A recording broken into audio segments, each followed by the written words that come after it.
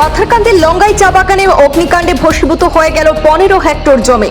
প্রায় 15 হেক্টর জমি এবং শতাধিক চারা গাছ ক্ষতিগ্রস্ত হয়েছে।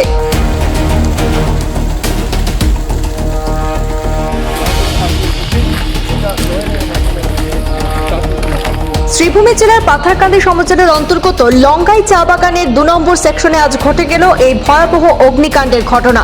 মুহূর্তের মধ্যে আগুন ভয়ঙ্কর রূপ ধারণ করে বিস্তীর্ণ এলাকায় ছড়িয়ে পড়ে।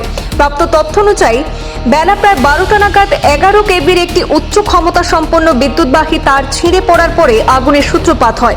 শুরুতে বাগানের শ্রমিকরা নিজেদের উদ্যোগে আগুন নিয়ন্ত্রণে আনার আপ্রাণ চেষ্টা চালান, কিন্তু তীব্র বাতাস এবং শুকনো পরিবেশের কারণে আগুন দ্রুত চারদিকে ছড়িয়ে পড়ে এবং প্রায় 15 হেক্টর জমিতে সে আগুন ছড়িয়ে পড়েছে। দুপুর প্রায় 3টে নাগাদ খবর পেয়ে ঘটনাস্থলে পৌঁছায় অগ্নি নির্বাপক বাহিনী। বর্তমানে আগুন সম্পূর্ণ নিয়ন্ত্রণে আনার কাজ চলছে।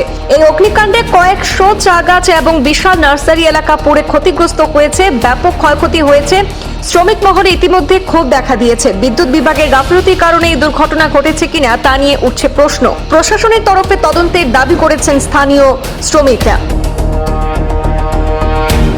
লঙ্গাই বাগান 2 নম্বর সেকশনে 11,000 কারেন্ট সিঁড়িয়া আগুন লাগেছে আর লুকা লুকা গিরেছে। 2 নম্বর সেকশন 15 থেকে 20 হেক্টর জমিন আগুন লাগে জ্বলিয়া শেষ হয়েছে।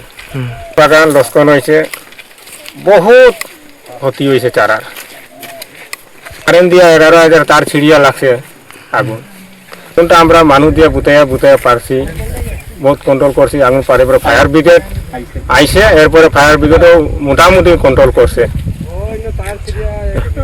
12 সাড়ে 12 থেকে আগুন শুরু হয়েছে, 3টা বাজে পার হয়ে গেছে, কিন্তু আগুন নিবে না।